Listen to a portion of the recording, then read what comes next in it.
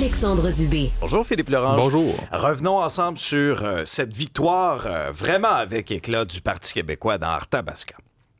Oui, on nous annonçait donc une course serrée entre le Parti québécois et Éric Duhaime du Parti conservateur. Et finalement, donc c'est le candidat du Parti québécois qui a gagné avec une avance de plus de 4000 voix. Donc, ce qui signifie, en termes de pourcentage, 46% des voix contre 35% pour le Parti conservateur. Et donc, tous les autres partis ont des scores assez marginaux. Donc, le troisième, c'est le Parti libéral à 9%. Donc, malgré un nouveau chef dont on dit charismatique, qui a fait monter les intentions de vote dans les sondages de manière générale au Québec, on maintient donc à 9% en dehors du Grand Montréal, ici. Ici, la CAQ est quatrième avec un taux c'est-à-dire avec 7% des voix. Ça, c'est terrible, sincèrement. Oui. Le fait qu'on s'attendait à ce que la CAQ, exemple, soit troisième. D'autant plus que c'est un château fort caquiste à au-delà de 50% avec M. Lefebvre. Mais là, quatrième. Oui, c'est quand même fort, d'autant plus que Kevin Brasseur, c'est un homme de la région, que j'ai connu au secondaire d'ailleurs. Es-tu sérieux? Oui, Ah c'est le président d'école de ma polyvalente. Et donc, c'est ça, c'est un gars de la région qui s'implique depuis longtemps. Et donc, il se retrouve seulement quatrième, comme tu viens de le dire. Et pourtant, en 2018, la CAQ avait une avance de plus de 20 000 voix dans le même comté. Et c'était de plus de 12 000 voix en 2022. Donc, seulement 3 ans plus tôt. Et là, il se retrouverait quatrième. C'est quand même extrêmement bas. Et là, moi, ce que j'entendais hier à la télé, c'était le discours de François Legault, donc à côté de son candidat, pour dire c'était avec honnêteté quand même, il reconnaissait que les gens ne sont pas satisfaits de son gouvernement, comme il l'a pu le constater dans d'autres élections partielles comme Terrebonne ou Jean Talon. Mais c'était son discours, justement, j'écoutais les mordus qui disaient que c'était un peu misérabiliste, parce que là, il faisait juste reconnaître des torts.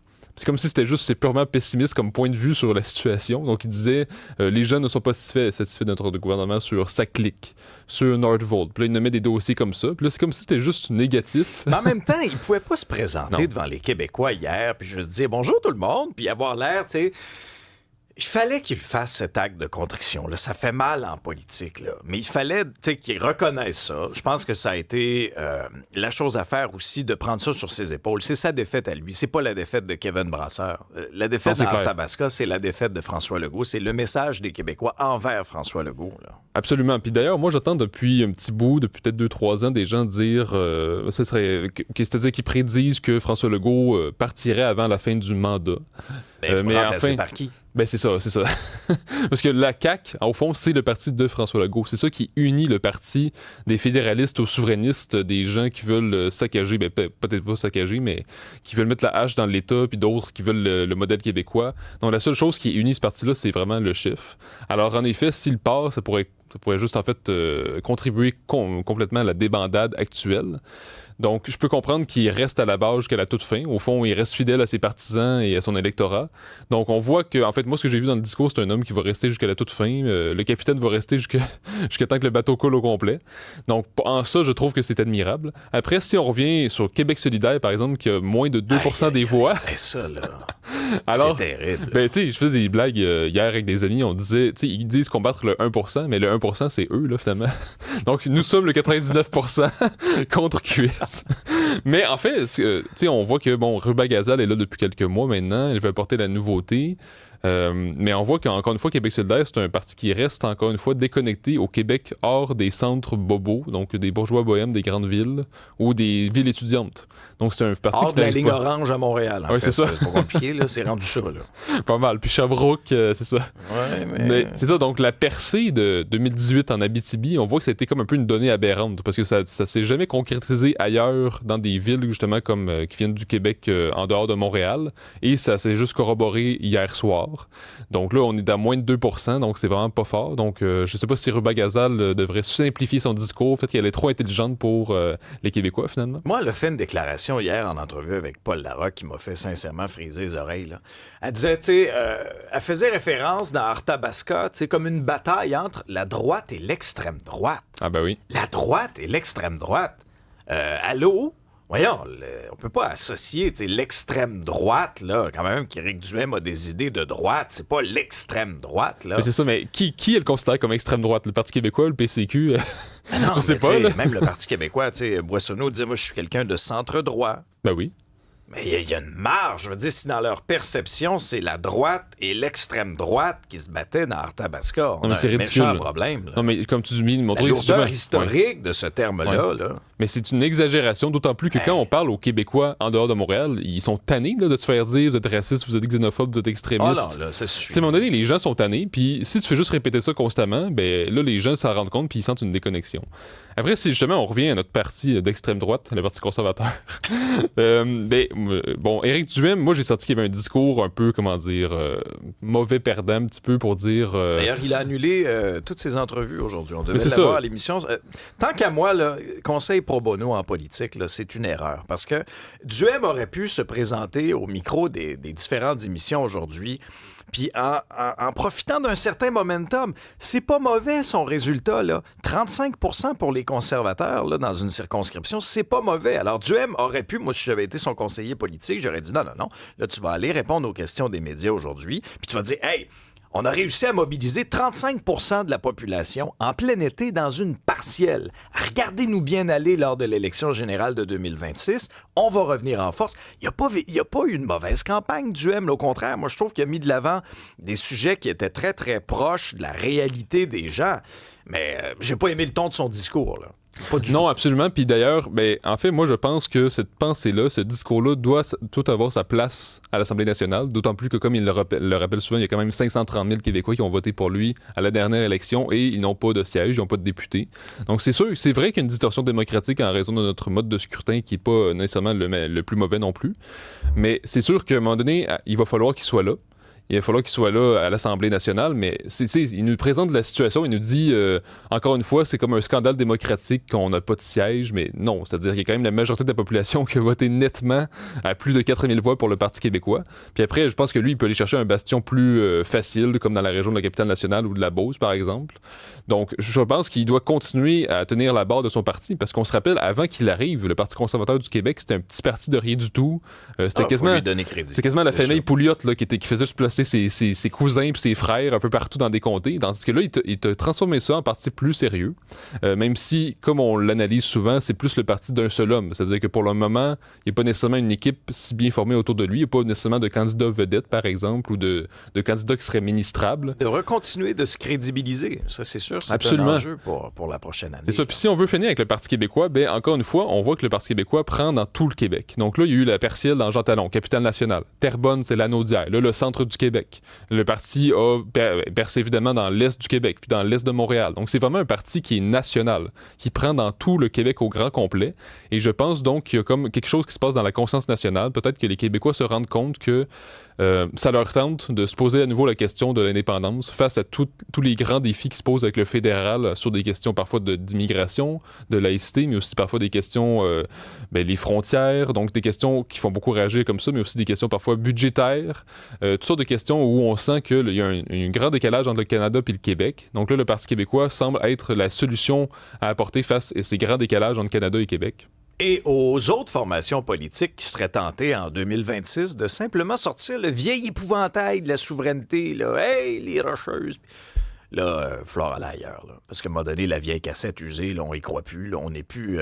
on tremble plus, les gens ne tremblent plus du tout, là, face à cette menace-là. Absolument. Il faudra parler, là, des vrais enjeux, là, des vraies questions là-dessus. Pour ce qui est du Parti québécois, j'ai hâte de voir aussi l'impact dans les sondages, parce qu'à la suite d'une victoire dans une partielle comme celle-ci, il y a toujours un impact dans les sondages. Ça donne un élan à une formation politique qui est en train de se positionner, puis on l'entend dans le discours de Paul Saint-Pierre Plamondon aussi comme étant l'espèce de gouvernement en attente. Là. Absolument. À l'option crédible du renouveau à la suite de la déception. Mais tu vois, pour moi, ce qui m'inquiète pour le Parti québécois, ce serait que justement, à force de toujours gagner de façon plutôt facile, si on veut, avec des majorités assez importantes, parce que dans Terrebonne, c'était aussi quelque chose comme 50%, le risque, c'est que finalement, ils soient un peu trop confiants, qu'ils s'assoient sur leur laurier puis se disent, finalement, regardez les sondages, ça fait 2 ans qu'on est premier dans les sondages, à chaque partiel, on gagne facilement, donc regardez les gars, on va commencer par choisir nos ministres, nos futurs ministres, puis on s'inquiète plus.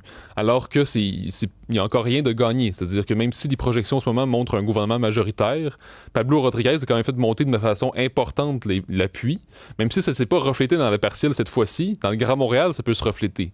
Dans d'autres régions, dans l'Outaouais, par exemple, ça peut se refléter, et ça peut faire gruger des voix au Parti québécois. Bon, pendant ce temps, le chef du Parti populaire du Canada, Maxime Bernier, annonce qu'il va se rallier au camp du oui dans l'éventualité d'un prochain référendum sur l'indépendance. J'ai envie de te demander, est-ce que ça aura un quelconque impact? Bonne question. Mais en fait, je pense que c'est pas une nouvelle si insignifiante, pour vrai. Parce que Maxime Bernier, c'est quand même quelqu'un qui est en politique depuis longtemps, qui est un ancien ministre, qui avait eu ses petits scandales parfois. Mais c'est quand même quelqu'un qui a eu le courage de fonder son propre parti politique, qui se lance là-dedans depuis des années alors qu'il n'y a même pas de siège, il n'y a pas nécessairement beaucoup de financement, il réussit pas à avoir des candidats dans tous les comtés. Donc moi je trouve qu'il y a quand même une énergie puis un courage pour avoir son propre parti puis persister à défendre ses idées. Mais on se rappelle, Maxime Bernier, quand il avait commencé en politique, quand il était plus jeune, il était dans le camp du oui. Et en 1995, il avait voté pour le oui. C'était quelqu'un qui avait travaillé auprès de Bernard Landry, par exemple. Et donc, après, par la suite, il avait fait la candidature à la chefferie pour le Parti conservateur du Canada. Ça n'avait pas marché parce qu'il y a une position très libertarienne, puis il y avait eu toute une sorte d'alliance au sein du membre ARIA et de gens qui avaient pris leur carte de membre un peu à dernière minute pour un peu le tasser, puisqu'on avait peur pour la gestion de l'offre, ce genre de situation. Mais donc là, il nous dit, même s'il demeure somme toute fédéraliste, donc il reste proche du Canada, il dit, je constate qu'il y a un fédéralisme impérial, donc qui s'ingère trop dans les provinces, qui est trop centralisateur, qui prend trop de place, et donc je vais prendre pour le camp du oui dans l'éventualité d'un prochain référendum. Donc il dit pas par là nécessairement qu'il est pour l'indépendance, mais il veut comme envoyer un message au fédéral. Il dit même que s'il y avait un référendum en Alberta, il serait aussi pour le camp du oui, donc de la sécession de l'Alberta. Alors, moi, je trouve ça quand même important parce que là, ça montre une ouverture, puis ça montre que, quand même, c'est un homme qui va chercher les gens de la capitale nationale. Donc, ce qu'on appelle parfois la droite de Québec. Et souvent, il y a bien des influenceurs ou des gens de la radio, des commentateurs de la droite de Québec qui disent, l'indépendance, c'est un truc de gauchiste, l'État québécois indépendant, ça va être juste pire encore. Parce donc, tu penses que l'idée commence à cheminer, même dans certains bastions qui sont peut-être un peu moins favorables? Absolument, parce que Maxime Bernier, c'est quand même, il dirige un parti fédéral. Donc, je veux dire, théoriquement, il n'y a pas intérêt à dire une chose pareille. Tu sais, à la limite, il y a même des gens qui lui disent en commentaire, est-ce que tu vas bien aujourd'hui? C'est-à-dire, veux-tu rallier le Bloc québécois? Est-ce qu'on va voir le Parti populaire du Québec? Oui, c'est ça. C'est ça. C'est-à-dire, c'est pas nécessairement gagnant pour lui de dire une chose pareille. Donc, s'il le dit, je pense que c'est réellement par conviction. Donc, je pense qu'il y a quelque chose qui se passe dans cette fameuse droite de Québec, de la capitale nationale, de la Beauce, qui semble être tiraillée par des tensions contradictoires. Donc, se dire, on est fiers d'être Québécois, mais en même temps, on veut pas trop d'État. Donc, il y a comme un tiraillement qui se fait dans cette droite-là. Et là, quelqu'un comme Maxime Bernier, qui est quand même assez populaire en Beauce, là. Je veux dire, quand il a fait ses partiels, justement, ou des élections en Beauce, il y avait un score assez important. Donc, c'est un homme qui reste influent dans la région. Et le fait qu'il se rallie au camp du oui, ça signifie quelque chose pour cette région-là. Moi, en terminant sur la Fédération des chambres de commerce du Québec qui veut augmenter substantiellement l'immigration.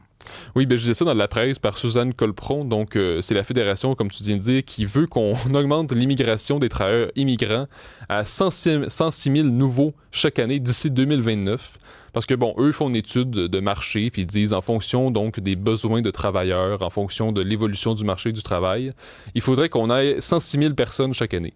Donc, on rappelle qu'au Québec, il y a déjà 600 000 temporaires, ce qui est vraiment gigantesque. Traditionnellement, au Québec, je rappelle qu'on avait environ 100 000 temporaires sur notre territoire, et ça a explosé dans les dernières années, avec les conséquences sur le logement, la propriété, l'éducation, les services sociaux. Est-ce que la Fédération des chambres de commerce va construire des logements? Est-ce que la Fédération des chambres de commerce va ouvrir des classes de francisation? Exactement, c'est ça. C'est la question que posait notamment Jean-François Roberge, donc qui disait, on n'appliquera pas cette idée-là parce que, en ce moment, on manque de classes de francisation, comme tu viens de le dire. En santé, ça déborde constamment. En éducation, même hier, c'était Bernard Drainville qui disait on manque de tout. On manque du personnel pour les orthopédagogues, les orthophonistes, personnel de soutien, toutes sortes de professeurs. Et il disait, regardez, depuis 2018, il y a 100 000 nouveaux élèves et la moitié d'entre eux, c'est des gens qui sont nés hors Canada. Donc, s'il y a une explosion de la demande dans les écoles, c'est notamment par l'immigration. Et là, c'est comme si, moi, je regarde ça, la Fédération des chambres de commerce, puis j'ai l'impression qu'ils sont complètement déconnectés du vrai monde, finalement. C'est-à-dire, eux, ils font juste regarder les employeurs, les usines, donc les grandes entreprises, puis ils disent, là, on manque d'employés. Donc là, voilà, il faut augmenter, il faut doubler l'immigration. Les conséquences sociales. Exactement. Ils ne réfléchissent pas à ça. Ils font juste regarder le marché du travail, puis ils disent, si on ne suit pas leur idée, ça va être catastrophique pour le Québec. Mais je veux dire, on suit vos idées depuis plus de 20 ans, et c'est catastrophique. Donc, peut-être qu'on va cesser de vous écouter, d'autant plus que même hier, il y avait donc Guy Cormier de Desjardins qui disait « Hey, si le Québec était à 300 millions ou 400 millions d'habitants, on se porterait mieux. » Mais peut-être qu'on veut pas un Québec à 400 millions d'habitants. Peut-être que ça ne soutiendrait pas. Peut-être que ça marcherait pas, en fait. Là. Donc, on voit que cette élite-là, cette sorte de petite oligarchie, semble complètement déconnectée du Québécois moyen. Philippe, merci beaucoup. Merci. Salut.